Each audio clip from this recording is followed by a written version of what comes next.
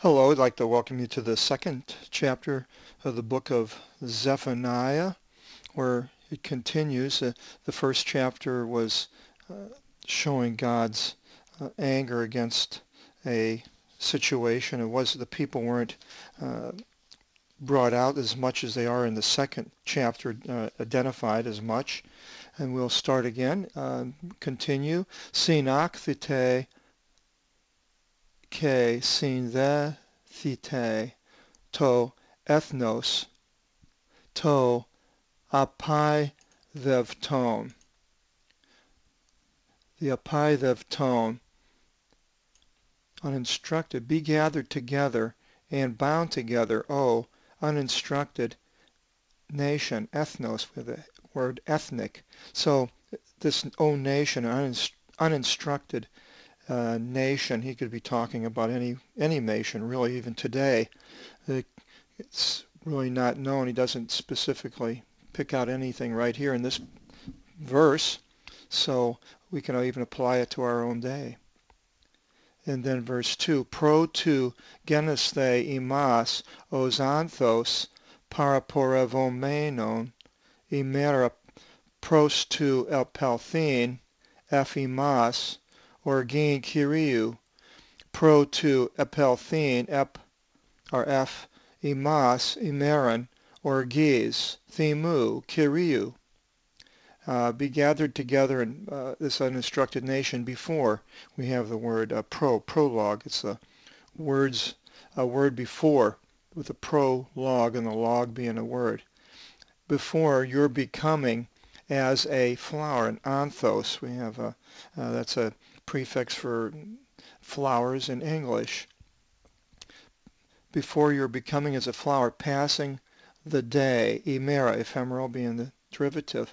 Before, pros, again, well, this is a different pros, but before the coming upon you, the wrath of the Lord, the orgin, we have the orgy as the derivative, a little bit different English meaning is through the ages, but that's what the derivative is, the Lord, Kyriou, the Kyria eleison, pro, the coming upon you, emeron, the day, ephemeral again, orgis, the same as before, thimu, kyriou, the thimu is added here, the rage.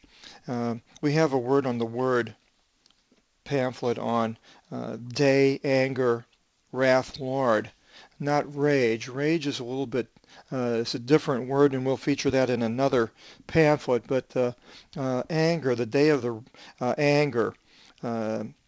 This is what this brochure is on, anger and wrath.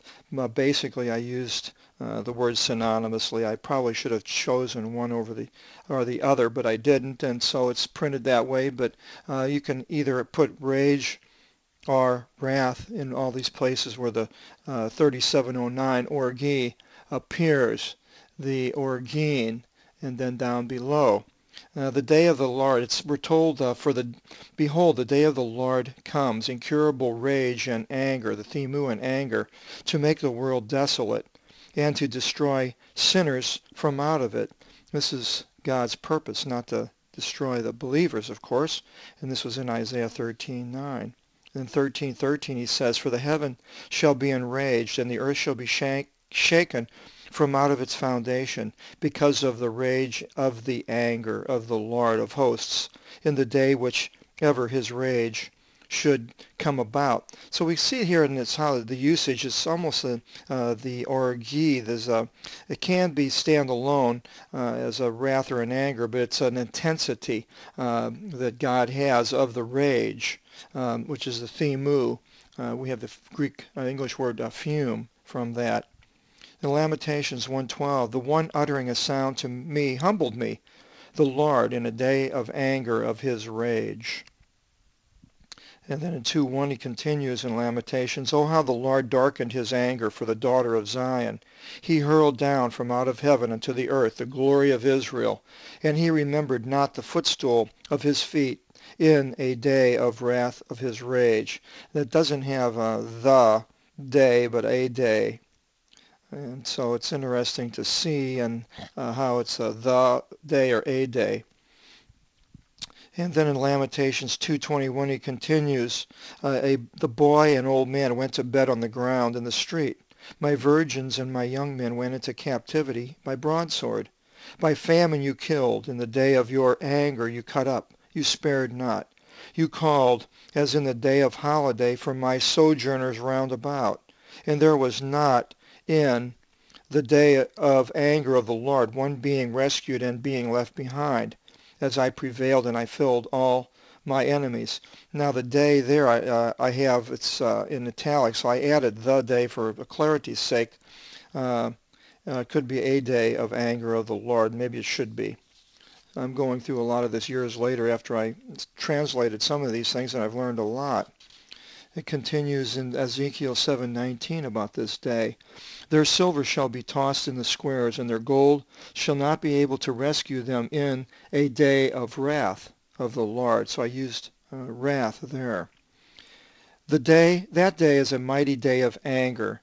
Zephaniah 1:15-18, a day of affliction and distress and darkness, a day of cloud and fog, a day of trumpet and a cry against the fortified cities and against the high corners. And I will squeeze out the men, and they shall go as blind men, for against the Lord they led into sin. And he shall pour out their blood as dust, and their flesh as dung, and their silver and their gold in no way shall be able to rescue them in the day of the anger of the Lord. And then he continues in the next, that was in the first chapter of Zephaniah. We went to the last seminar. And then in the next chapter he says, on account of this, wait for me, says the Lord, for the day of my rising up, for a testimony, for my judgment shall be for a gathering of nations, to take kings, to pour out upon them all of my anger, the anger of my rage, or the wrath of my rage. For all the earth shall be consumed by the fire of my zeal. And then it talks about a day of the wrath of God, not the Lord. But according to your hardness and impenitent heart, you treasure up for yourself wrath in the day of wrath, and of revelation of righteous judgment of God. In Romans 2:5 it says that. In Revelation 6:16 and 17, fall upon us and hide us from the face of the one sitting upon the throne and from the anger of the Lamb. For is come the great day of his anger, and who is able to stand? So the day of the wrath of the Lamb, the day of the wrath of God, the day of the wrath of the Lord. And all those wraths could be anger. And rage is in some of these verses, and rage is another word that we will be featuring in another word on the word study. We'll continue in verse 3. Zetisate ton Kyrion, Pontus, tapini is. Crema ergaziste, ke dikasini zetisate, ke apokrinaste avta, opos skapasthite in imera orgis Kyriou. Seek the Lord, Kyrion, all upon the humble ones of the geology of the earth. Ergaziste, ergonomics, work, equity, and seek righteousness, and answer them accordingly, so that you should be sheltered in a day of the wrath of the Lord, or the day of the wrath of the Lord. As you see, it's not the is not in there.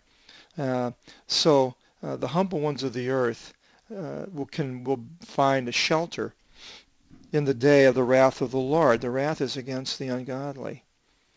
And we'll continue in verse 4.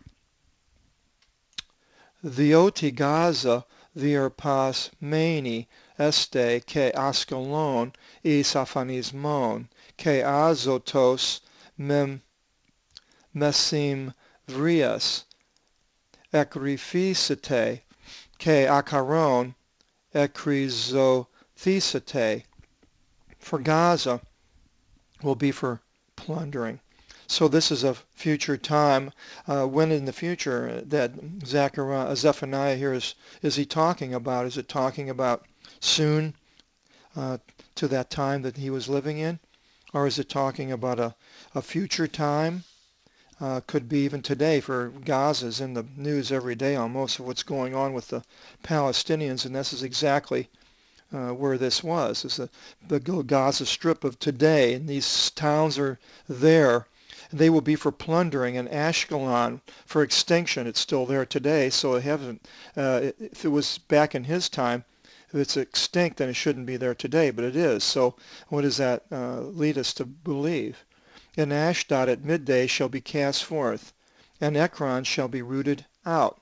There's a word ekrizothisate from rhizo, a root, and ek to in the verb to root out.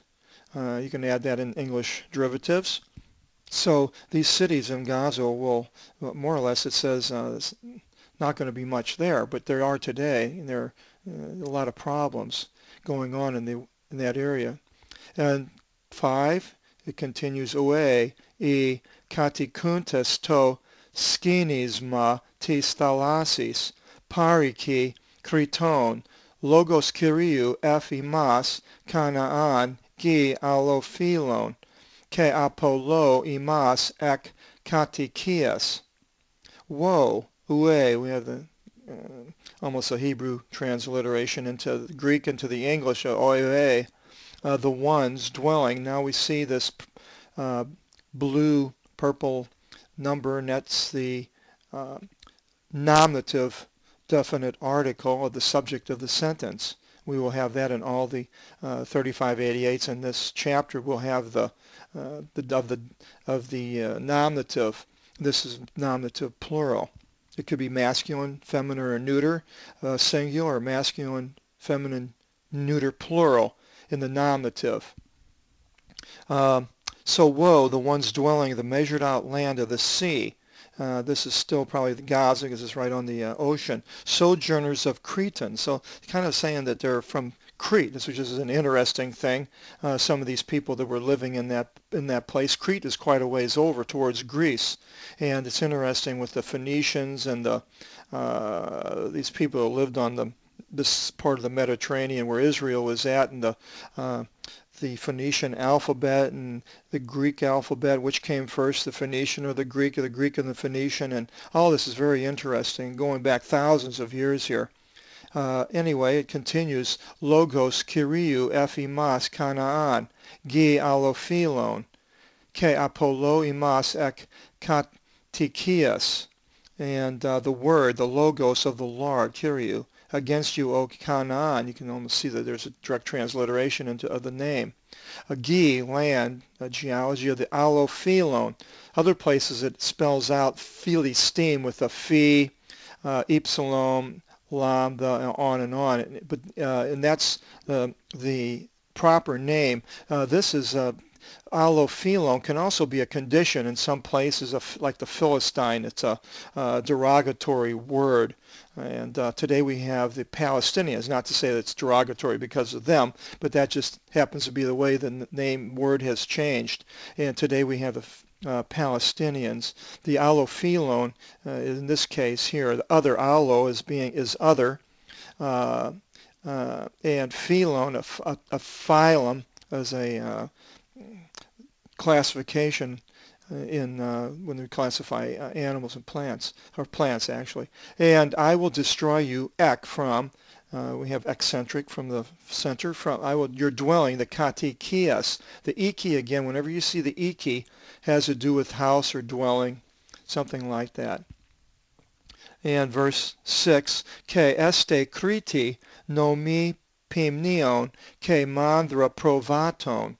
And Crete shall be a pasture of flocks. Crete, well, it's still around today. I was just in Greece, and I didn't go to the island of Crete, but I assure you it's still there, and many people and things are going on there. It's not just a pasture for flocks. So that gives you a little more information of the time line of this judgment.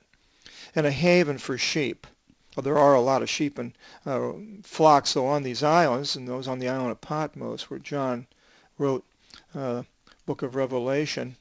And there are sheep there, and the havens for the sheep. It's interesting to actually see these. And then verse 7, it continues, Ke este to skinis matis thalasis tis peace, iku, Iuda, epaftus, nemisonte entis ikis askolonos, thielis, katalisousin apo prosopu ion is Iuda, oti episkepte aftus Kyrios o theos aftu. And then I'll do that next one in the K apostrepsy a little bit later. And one, the measured out piece of land, a skinisma. Skini was a cord that had knots on it that could measure things by people that surveyors. And the measured out piece of land by the sea will be for the remnant of the house of Israel.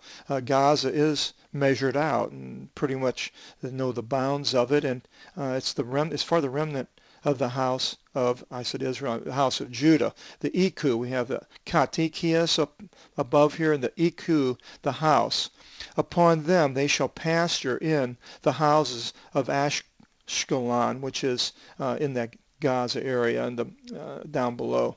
The Ikis, the houses.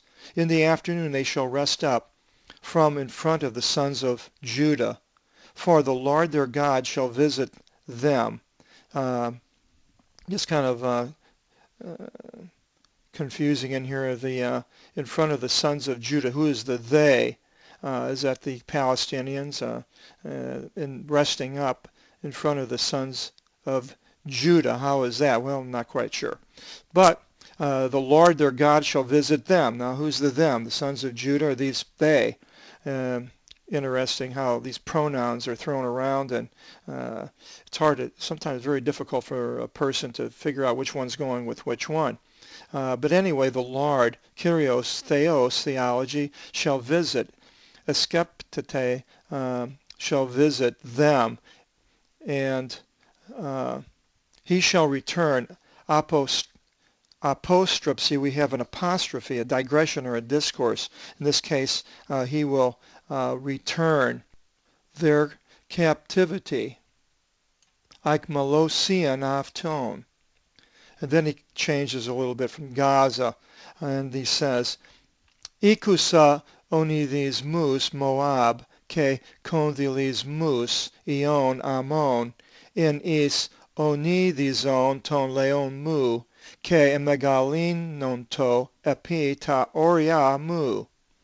I heard ikusa, acoustics, the derivative, the scorns of Moab. Now the Moabites, they were in what's today Jordan.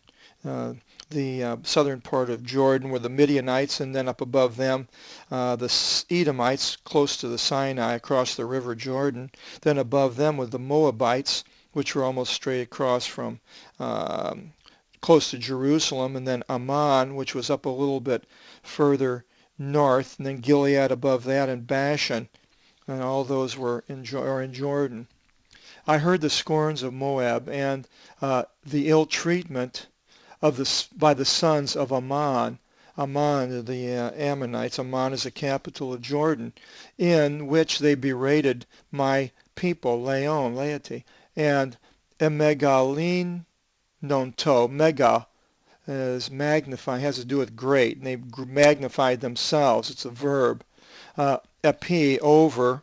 Epiphany is something that's over, and over my borders, Oria rather, and we have the derivative horizon.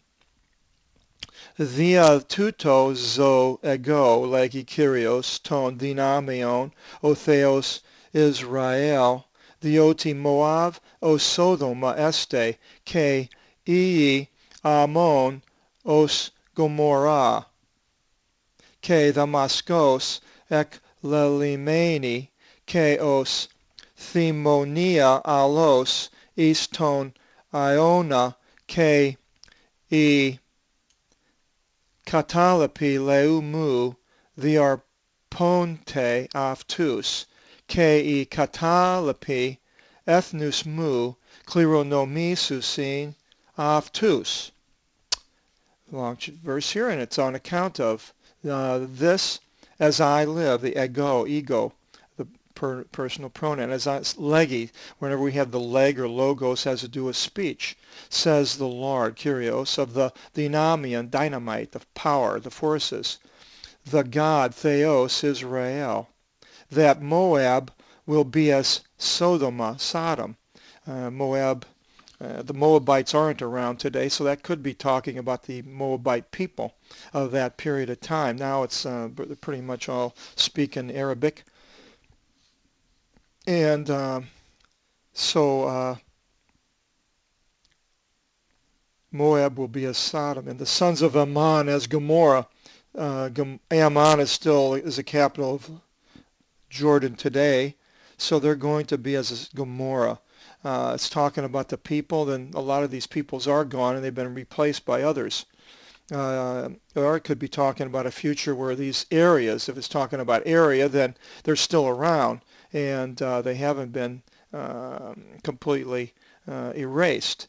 It doesn't say cities here and so far, but now it does. And Damascus ceasing. So the first other place, Moab, Ammon, if you're looking at it as a people, they were gone.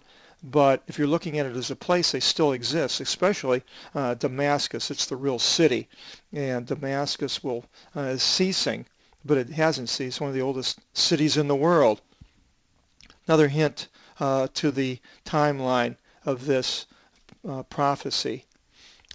And it will be as a heap of salt into the Iona, Eon. And so Damascus is going to be as a heap of salt. Well, that hasn't ever happened. So another clue. And the remnants of my people, laity, shall plunder them, who is his people, Israel, Judah. And the remnants of my nation, and that's all these purples are the nominative, the subjects of my ethnus. Ethnic is a nation, and it's used in the New Testament as Gentiles, interestingly. The remnants of my nation shall inherit them. It talks about in the last 10 chapters of the book of Ezekiel how the boundaries of Israel will go over to the Tigris-Euphrates area and will be expanded than what it is, or what it was when it was written in Ezekiel. Verse 10, avtis, anti tis ivrios avton, dioti oni thison, ke emegalin thison, epi kyrion ton pantokratora.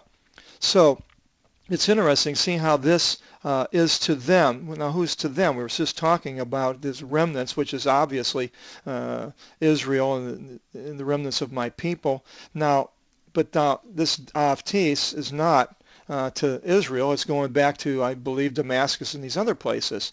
So this is to them far on T. It's a prefix meaning opposite or against. Antiseptic is something against.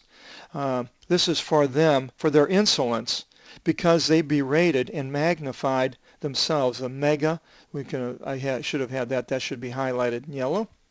They magnified themselves over the Lord, pantokratora. Again, the pan, all, and the krato, we have the democrat, the might of the people, the almighty. Then verse 11, it continues. Epiphanisate Kyrios epaftus ke exolothrevse pantus tus theus ton ethnon tis gis ke proskinisus sin afto ekastos ek tu topu aftu pase e nisi ton ethnon. Well, this is an interesting verse. Okay, first it starts up epiphanisate. We have epiphany is the derivative, 2014, epiphany, the Lord shall have an epiphany, shall appear, that's what it means. The Kyrios, the epiphany is used in the liturgy, liturgical services for the Lord's appearance. The Lord shall appear against them. Who is this? Them is these countries these places in the future, Damascus, Ammon. And he shall utterly destroy Pan, all the gods. What gods do these people in that area have now, and what will they have in the future? We can look and see.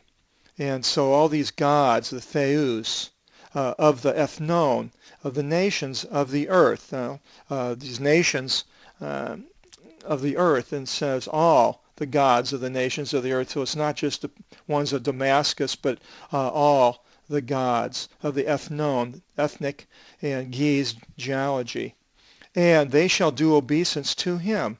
Who's going to do obeisance? All these people had these other gods. And there again, that's that proskenisu scene. When it's, as I was mentioning, it's one of my pet peeves. It's changed into worship, which today means playing guitars and singing, which is wonderful and praise, but it's not the same thing.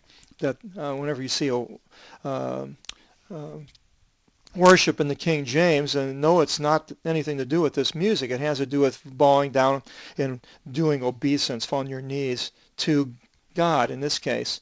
Each act from his topu, the place, topography is a place, map making, topography, his place. All the Nisi, Ton, Ethnon, all the islands of the nations. That's interesting. So now he's making a broad sweep. It's gone from Moab and Ammon and Damascus into the whole world, all the nations. And Nisi, we have Polynesia as a derivative. Nisi, islands, Ethnon, continents, possibly. It could be talking about here. And it continues in verse 12. Now it goes over to, we see judgment against the Ethiopian Assyria. So now it changes. Ke emis Aethiopis travmatie rompheus mu este. And you, O Ethiopians. Well, Ethiopia was actually a part of the Sudan in the early period. It's right south of Egypt, and Ethiopia took the name of the country, but the Ethiopians were considered the people that were right below the Egyptians. It wasn't as definite with the actual locations, but this is where these people, where they came from. And they were defeated by Asa, the king of Israel, back in the 800 years BC, something like that, 300 years earlier than this. So the Ethiopians had already been destroyed by Asa, and it doesn't mention any other place. So this again is probably in the future. And you Ethiopians are the slain of my broadsword, the travmatie. We have trauma. You can add that in the English derivatives. And ke ek tani tin hira aftu epi voran ke apoli ton assyrion ke thesi tin ninevei is aphanismon anidron os erimon. And he will stretch out his hand, the hira, the chiropractor, the derivative, against or upon the voran. We have aurora borealis, the borealis, voran, the north. And he shall destroy the Assyrian, Assyrion, and he shall establish Nineveh for aphanismon, extinction. A phantom is the water. A waterless, anidron, hydro is derivative for water, a waterless extinction. Nineveh, as we mentioned in the book of Nahum, which we just went through, and Jonah, became for extinction by the time Xenophon went through there with the Greek army. There was nothing there. It was all flat. And that's what this is talking about. So Nineveh is going to be a place of extinction. Verse 14, it continues.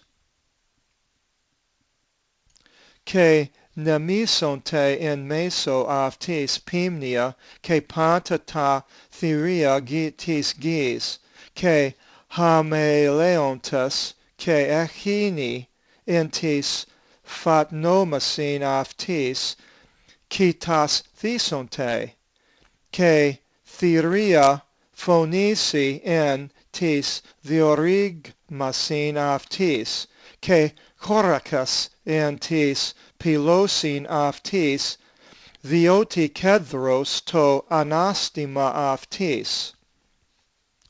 And we'll follow the numbers here. Flocks, number one. Flocks 2 shall feed in, 3 that should have been highlighted, meso in the midst. We have a Mesopotamia, the middle of the rivers, then shall feed in the midst of her, and all panta, the wild beasts of the geese of the earth, and Haimaileontus, chameleons. It's almost a direct transliteration.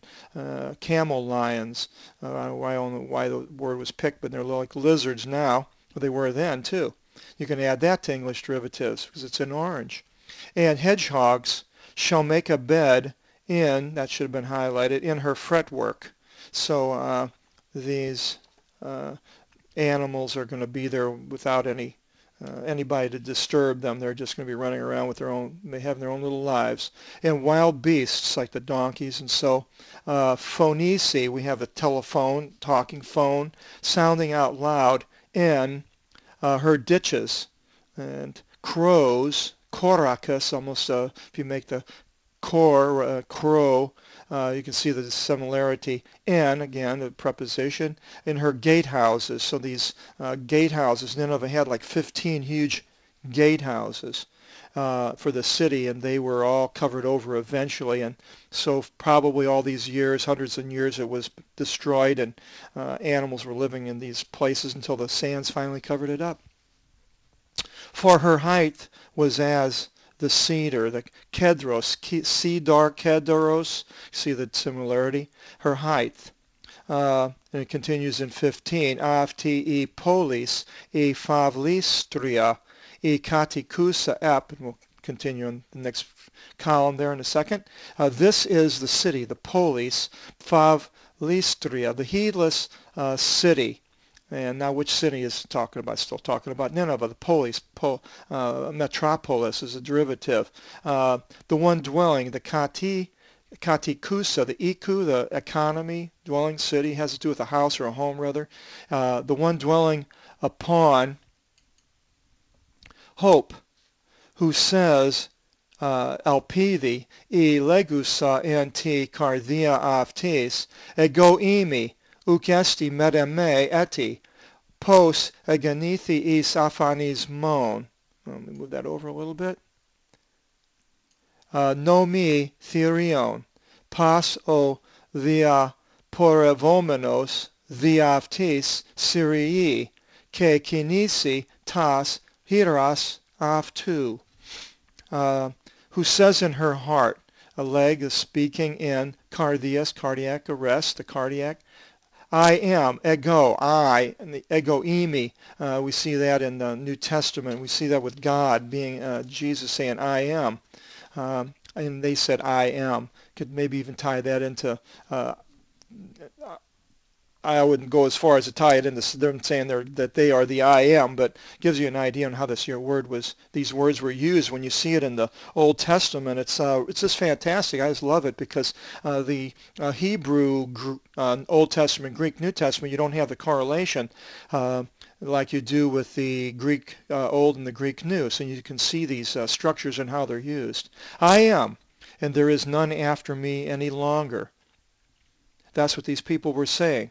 Their pride. Well, that's what they kind of said, had that pride when the Assyrians, which were from Nineveh, came to Hezekiah outside of the walled city of Jerusalem, and they were boasting and prideful in how they did all these things and destroyed all these nations and gods. And then it continues, oh, how it was for extinction, aphanismon, phantom, a pasture of wild beasts. Everyone traveling through her shall whistle and shall shake his head. Kinesi, we have kinetic energy. Kinetics has to do with movement. Shall shake his hands. The chiropractor, Hiras, will shake his hands.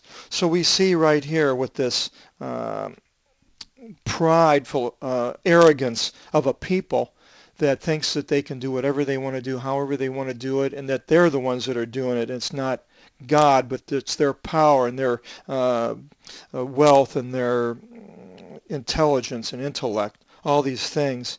They ignore God, and they say that they are the ones how they're going to fall. And we can, of course, take that even into individuals and how our groups of peoples and this pride of ignoring God and taking on the wonderful things that has come upon them or ourselves, and ignoring that everything is done by God's grace in our lives. And so this chapter brings this out from peoples, and it spreads out to the world. And we'll continue in the third chapter in the next seminar, and we'll be seeing you then. God bless.